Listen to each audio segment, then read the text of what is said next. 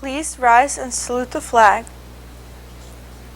I pledge allegiance to the flag of the United States of America and to the republic for which it stands, one nation, under God, indivisible, with liberty and justice for all.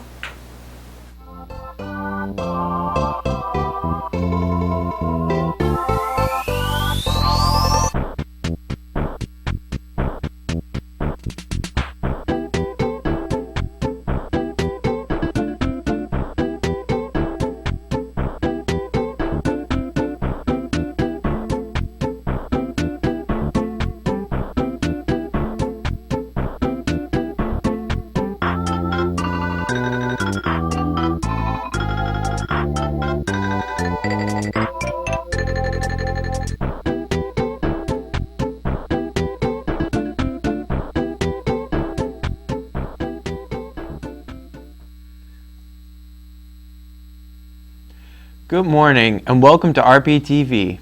Today is Thursday, October 10th, 2019. In case you haven't noticed, the local election season is upon us, and now it is important for every eligible citizen to exercise their right to vote. Please tell your parents to get out and vote in the local elections. Here's Michelle with that report. With the November 5th general election right around the corner, do you know who is running?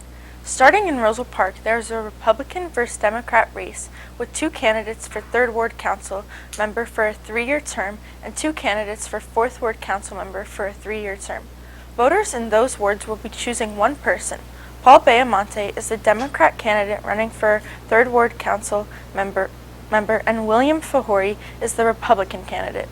Michael Connolly is the Democrat candidate for 4th Ward Council member, and Edmund Fahori Jr. is the Republican candidate.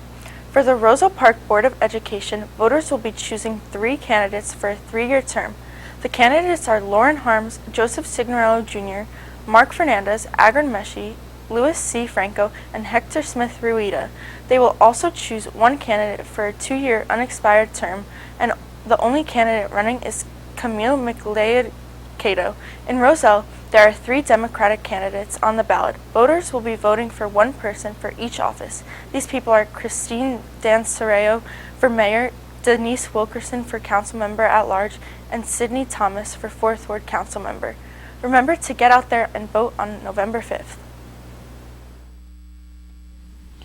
We have a sad story coming out of New Mexico involving a high school football coach and the crimes he has committed.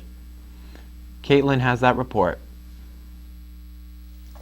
At Miyamura High School in Gallup, New Mexico, football coach John D. Ronels has been fired and faces criminal charges when a student filmed the coach in the locker room stealing money from another student's wallet. The coach was arrested on Saturday when the video of him swiping $40 was forwarded to the police. Although the coach has been at the school since 2018, the mother of the robbed student said it has not been the first time that players have experienced theft. Son of New Mexico Hall of Fame coach Eric Roanhouse, who retired in 2016 after recording 343 wins, the most in the state history. The coach has been charged with larceny and non-residential burglary, and order held on $2,000 bail. Now it's time for the announcements. For anyone interested in bowling, there will be an important meeting on Wednesday, October 16th in Room 1, right after school. If you have any questions, see Mr. Fucci. Art Club and National Art Honor Society. The next meeting will be held next Friday, October 11th, after school in Room 102. Come join us. Anime Club. October meetings after school in Room 105. October 17th and October 31st. Gay Straight Alliance meeting date change. The GSA evening meeting that has been scheduled for Tuesday, October 8th has been changed. The new date is Tuesday, October 22nd. It will be at 6 p.m. in Room 18. In addition to our regular discussions, it will also be game night. New members are encouraged to attend. Class of 2023. Class trip to Brighton Asylum when Thursday, October 24th at 7 p.m. costs $37.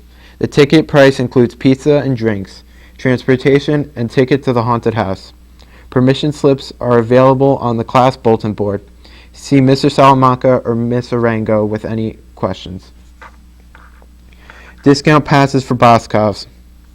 Who doesn't love shopping? And up to 25% off makes it even better. The Roselle Park High School Marching Band is selling discount passes to Boscov for Wednesday, October 16th. Friends Helping Friends event for $5. All proceeds go toward helping the band. There are refreshments and prize/monetary raffle drawings held on the day of the event as well. Please contact any band member for the details. The Garden Club will be hosting its 4th annual pumpkin decorating contest. Pumpkins can be decorated but not carved or cut in any way.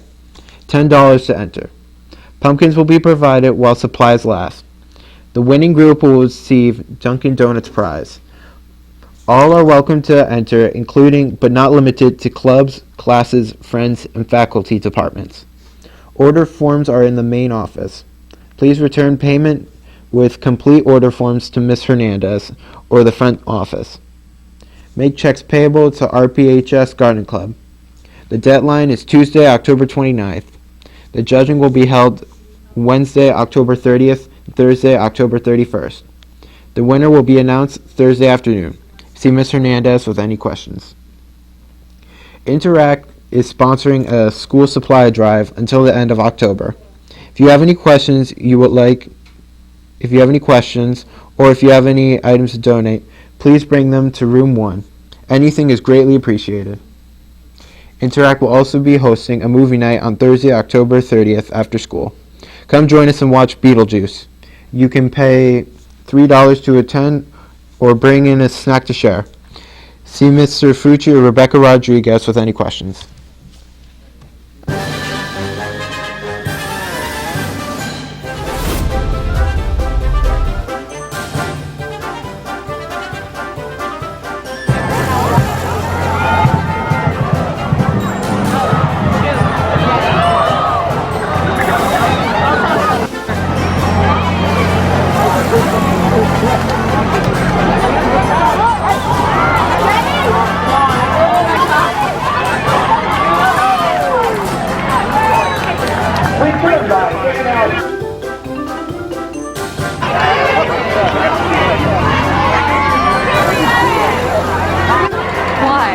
Why not?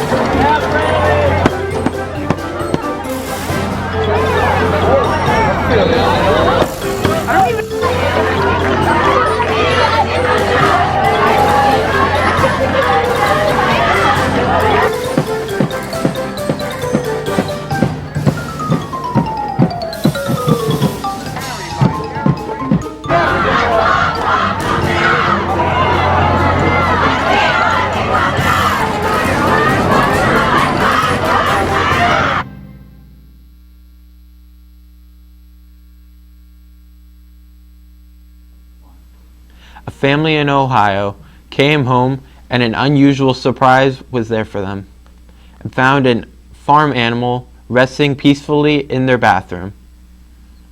Let's go back to Michelle for that story.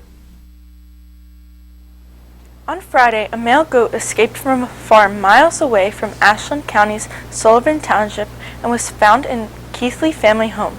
Logan Keithley's son found the goat in the bathroom when he returned from school and saw the broken glass on the back porch along with the family dog who looked troubled.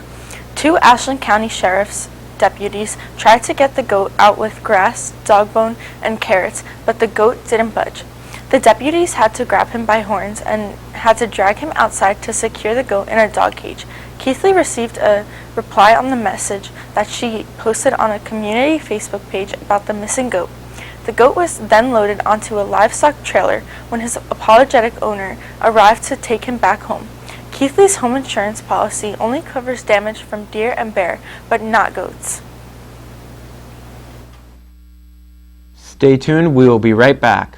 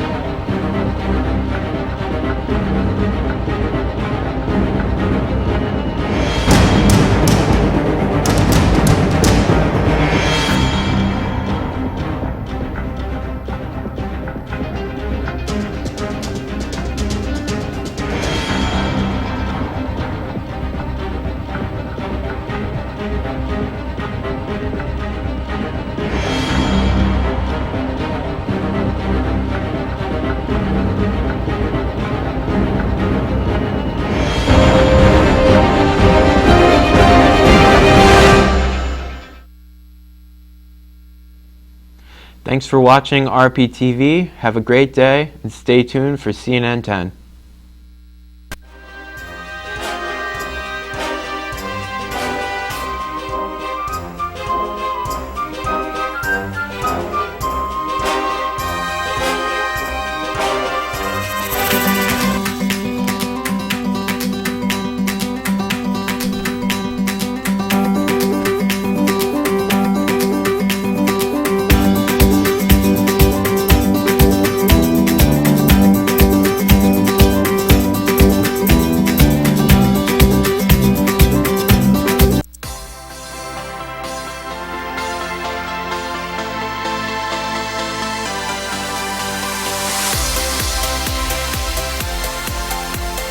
Hello and welcome to CNN 10 on this 10th day of the 10th month of 2019. It's like a perfect 10.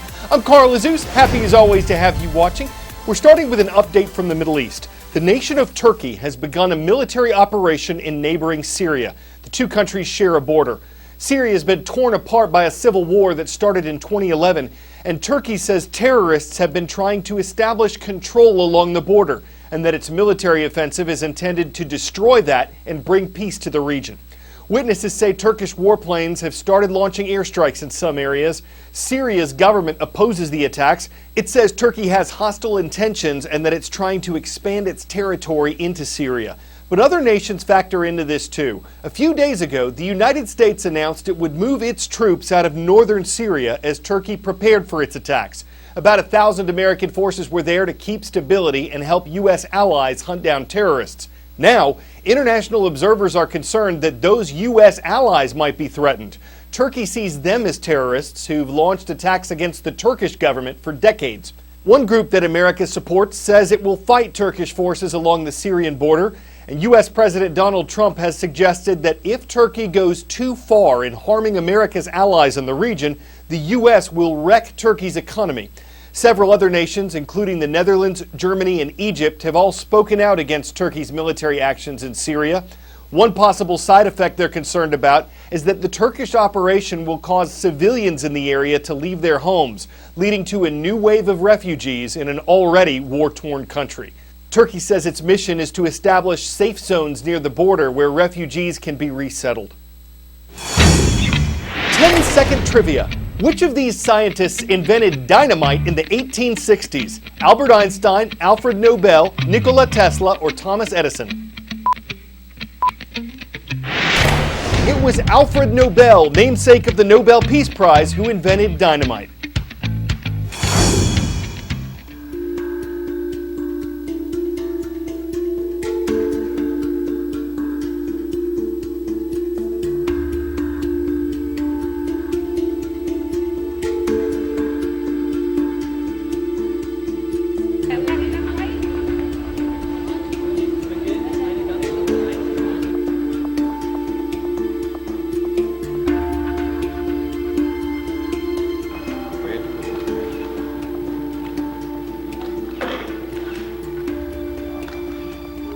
At the age of 28, the young Marie met and married a French scientist named Pierre Curie. Together in their laboratory in Paris, they shared in the research that isolated T03.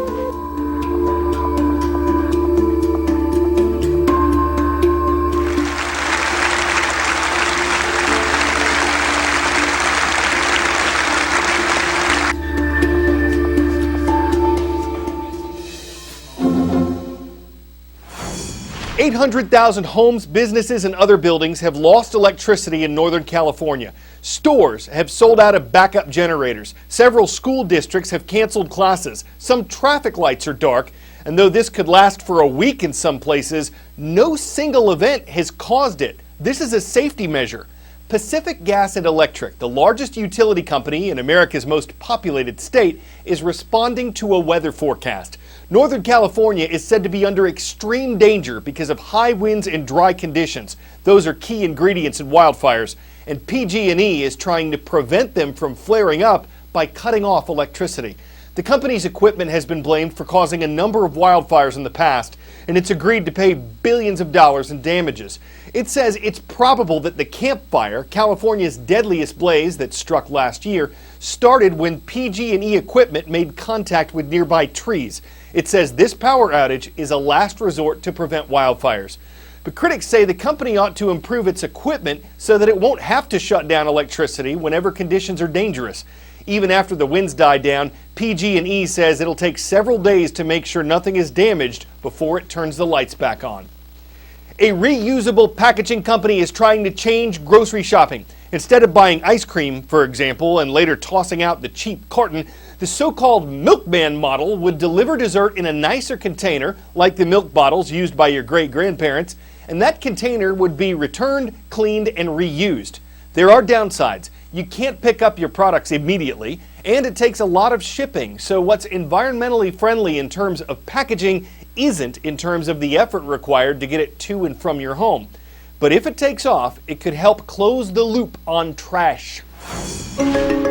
Tom Zaki is on a mission to eliminate the concept of waste. The act of throwing something away in itself isn't bad. It's actually incredibly convenient. The problem is where it ends up. And it's a big problem. About 91% of plastic waste ever created has never been recycled. So Zaki decided to go to the source, to target the companies making the kind of single-use plastic containers that constantly end up in the trash. And he started with the 4 largest consumer goods companies in the world. Combined, their sales totaled almost $285 billion in 2018. We went to all these major companies saying, here's this new big idea, come take a risk on it, and let's ideally change the world in the process. He called the big idea Loop. His pitch to consumers? Buy the same household products you already love plus a small deposit, and we'll send them to you in durable, reusable packaging. When you're done, return them to be cleaned, refilled, and reused by someone else. How hard of a sell was this to, manufacturers and companies? Loop is a gargantuan ask, because we're going into a Procter & Gamble and saying, reinvent the packaging of these world-famous products completely. Build production lines to fill this reinvented package. Oh, and by the way, I have no proof if anyone's going to buy it at all. But they said yes because they know that there's a garbage crisis and they really don't want to contribute to it. And Nestle didn't need much convincing. We've invested so much time, energy, people resources, and dollars because as we think forward to the future, we know consumers will demand more recyclable products, more reusable products. And so Project Loop is a way for us to tip our toe into this territory and really learn a lot. In the end, Nestle, along with Procter & Gamble, PepsiCo, Unilever, Clorox, and others, took the leap. Loop is an ecosystem. If it was just one company making a few products, it wouldn't work. Right. You need everyone coming together. And it sort of became the sort of, snowball effect where as it got bigger, the more and more companies joined even faster and faster. Loop launched in early 2019 in a few cities with about 300 products. Since then, Zaki says more than 10,000 people have signed up. It's expanding to more cities as well, and soon the products will be available in major retailers like Walgreens and Kroger. What's neat is you could buy it at one retailer and return it to another. So it really creates this nice network effect. We're adding a brand every day. And so, things you'll see are from pet products to automotive products, not just one type of shampoo, but, a dozen different types of shampoo, and everything really growing and pushing each other. We still don't know if Loop will catch on. What do you think has to change in regards to the consumer's mindset in order for them to adopt this new model you're proposing? I believe that asking the consumer to change anything is an uphill battle. I think it's much easier to ask the model what it can do to match the convenience the consumer wants. Loop is not the first refill idea out there at all, but none of them have really taken off, and I would argue it's because it's less convenient to the consumer than throw it away and buy a new one. The more we make it feel like a disposable lifestyle, the easier it will be to get mass adoption. And that mass adoption, that's really key here. It's everything. I think a lot of people are going to think about whether there's a future in reuse by whether we succeed or not. Because all the world's major manufacturers are saying, we're going to give it a shot. And Loop is their shot.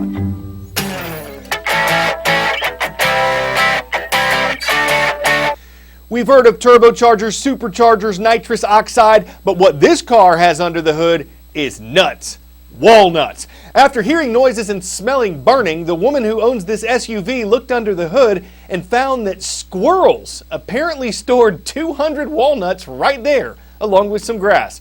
Took about an hour to clean everything out, but the car was fine. Of course, it could probably use a tune-up. It may be pistachio overdue for an oil change. You should always check the filbert and make sure you concede that everything else is pine. You don't need to be a master macadamiac to make sure your engine is running like butternut. I'm Carl Azus, driven to make puns on CNN.